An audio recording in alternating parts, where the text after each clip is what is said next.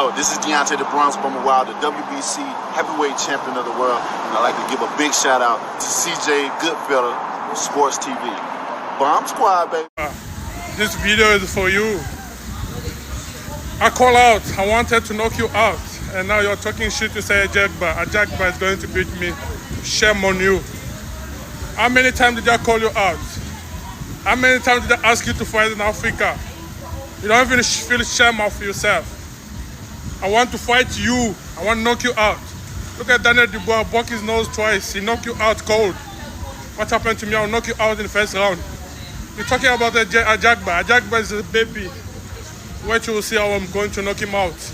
I'll invite you to be there. You're talking shit. I want to fight you. Stop talking nonsense. Now you say you're in Nigeria. You're not British anymore.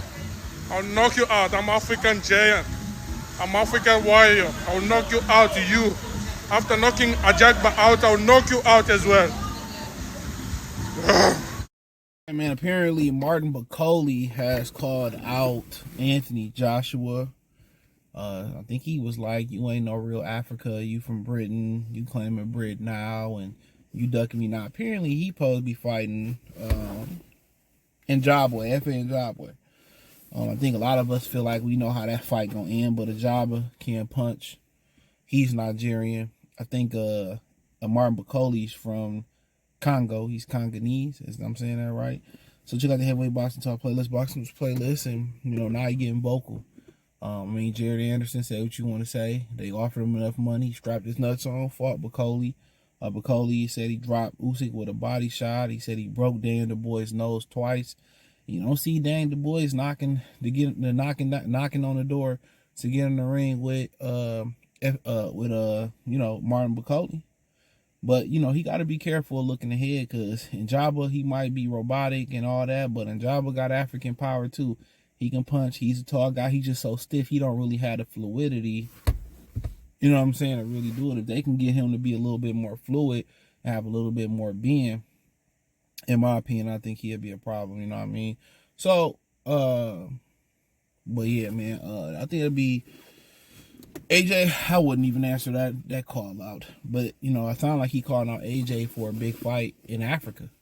I mean, that'd be huge. I don't know. Would it be a home and home? One in Congo, one in Nigeria? Would they go to Nigeria? Would they fight in Congo?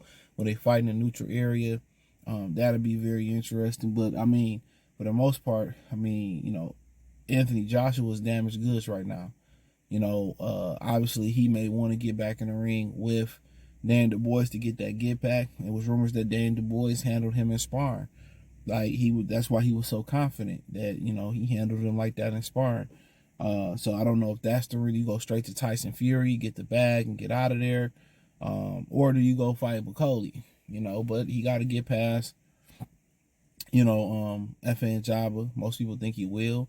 I know asking Edgar Cabal in the comment section on the Ring Instagram, he was a guy I think ducked F.A. Njabba, not F.A. Njabba, Martin Bakole. I think who was Edgar Cabal fighting? I think Zhang, he ducked Martin Bakole as well too.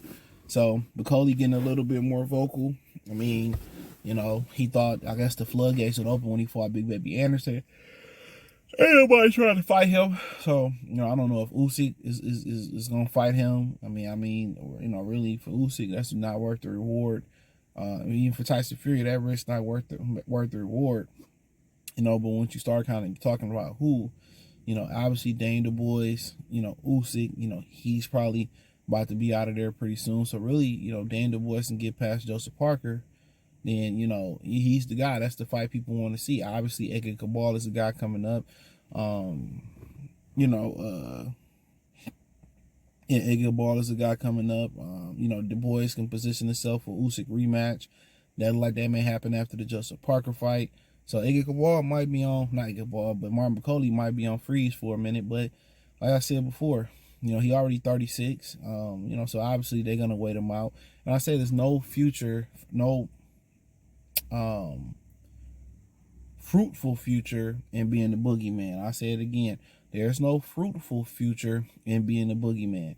There's not a whole bunch of fruit there. There's not a whole bunch of things to be there because they wait you out, and you never really get to cash in like that. The only person that really cashed in was Marvin Hagler, one of the few guys that was very feared, that really cashed in, that was feared, or that was the boogeyman. Mike Tyson was feared, but he was cashing in every goddamn time he fought. But he had a mystique around you. Marvin Hagler had it the hard way. So, yeah. Larry Holmes was disliked, I wouldn't say, in my mind. He was feared. He was a hella fighter, my favorite heavyweight. But, like I said before, Aaron Pryor was avoided. He didn't really get the lucrative paydays. He got the Grelo fights, and he did what he was supposed to do, but he didn't get that lucrative payday. So, like I said, Bakole, 36 years old, and, still can't get an opportunity. And the division could be about to turn over. So he's smart trying to get Anthony Joshua, trying to go for Usyk, trying to go for Fury to get that fan base riding with him. But eventually, he's probably going to be looking to clip at Du Bois, Wings, Ege Cabal. Those are going to be the guys he's probably going to be competing with at a high level. Cabal, Du Bois, and a lot of the other younger fighters there. And unfortunate for this division that there was no predecessor, or was it successor, or whatever it is. So I think nobody after Deontay Wilder in a heavyweight, in American heavyweight scene. Big Baby was supposed to be that guy. I don't think everybody had a lot of faith in Big Baby. I think it really started to turn for him. Not even in the Charles Martin fight. It started to turn when he started crying in the ring with Roy Jones, when he said, he kind of was saying like he didn't want to be a boxer. He wanted to, he got tired of, people telling him what to do from the Olympics. He wanted to start a family, get some money. He was complaining about how broke he was fighting with Top Rank. He wanted to get some money and then retire in a few years. You know what I'm saying? So he was in it for the money. So when you hear somebody just break down crying and how they don't love the sport, you kind of knew that possibly he wasn't going to go far. He was going to be a quitter. He wasn't a quitter because, he strapped his nuts on versus Bakole, but he was in it for the bread. And Top Rank didn't stop him from getting the bread. They got their bread off of him, and that's what it was. But not having that key to the heavyweight division in America, Anthony Joshua fumbled that. He had a clear entry. People knew who he was. People was excited about him. He had more positive fan base in America than Deontay Wilder did. And he just lost to Andy Ruiz and he just never wanted to come to America to compete. It wasn't that him and Derrick James wasn't a good fit. It was the fact that he didn't want to be here. He enjoyed being in the comfort of the UK. Even though he would tell UK fighters, you got to go to America and spar, you got to go over there and spar, he didn't take his own advice. He didn't take his own advice. And, that's unfortunate. And, had he fought Deontay Wilder and beat Deontay Wilder or had a great fight with Deontay Wilder, his money would be unlimitless here. And people say, well, you got to come to America. It's America is the Mecca. What's the Mecca of boxing? Las Vegas. And if it was a 1A, 1B situation, it's New York and Las Vegas. Where the most money you can charge for pay-per-view at? The United States. So, like I said, he fumbled that opportunity. He could have made his money in the UK. That money would have been jumping. That American money would have been jumping. He could have been the king of America. He spoke fluent English. People liked him. They recognized him at, U.S. sporting events. He fumbled that opportunity, and a lot of them British fighters, they got that mentality that they scared to come to America and to fight, and that fucked them over. So now there's no gatekeeper to America. There's nobody that Americans going to stop and say, well, I want to see him fight, and it's a wrap. So you can just close off the heavyweight division in America because Deontay Wilder, like him or not, he was a unicorn in itself. So now what you left with is, a good secondary matchup. You left with a great continent of Africa clash with Martin Bakole. You left with Tyson Fury. He still got a whole bunch of options. A British matchup with Daniel Du Bois. Me personally, I'm probably going to take the Fury fight if I beat Fury. And Du Bois still got a title. And then, maybe I retire, maybe I go look after Bakole, but Bakole's in the position of, not in the position of strength right now, to be honest. You look at Martin Bakole, and who gonna give him opportunity? FN Jabwe, that's kind of like a lateral move from Anderson and Jabwe. I mean, what is he, the ESPN heavyweight killer right now? So he needs somebody to give him opportunity, whether it's Dang, whether it's Cabal, whether it's, Joshua, Fury, Usyk, Du Bois, Parker, whoever it may be, Joe Joyce. I mean, at this point, even though that'd be fucking homicide, You know, he needs an opportunity to you know, to get up there, man. And so I don't really think, honestly, he's gonna get that opportunity.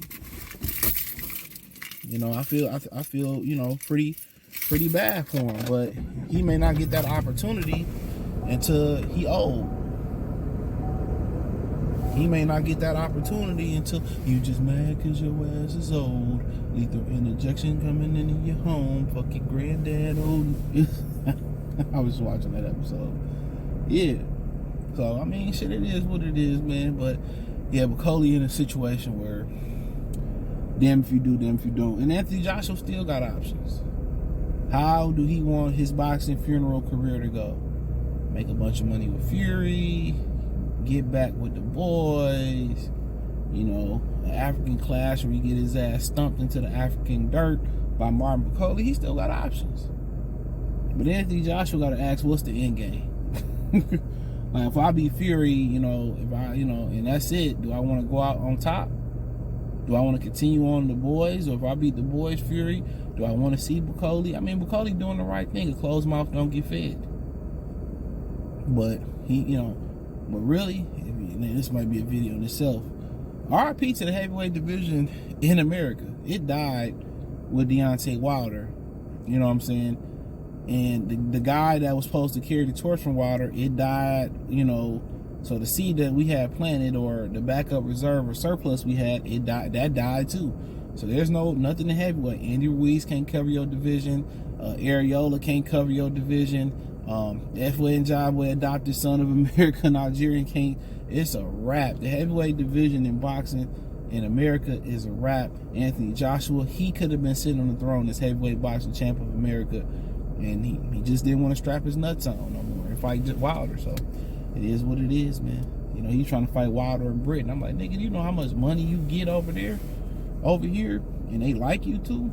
But it is what it is, man. But Bakole, man, you may never see Bakole get a big fight until he start, you know, using crutches or a wheelchair into the ring. So, but thumbs up the video, share the video, subscribe to the channel, share the Heavyweight Boxing Talk playlist, hit the link tree. You can find me on X, Instagram, Spotify, Anchor, Cash App, Venmo, PayPal. Check out the Patreon. Peace.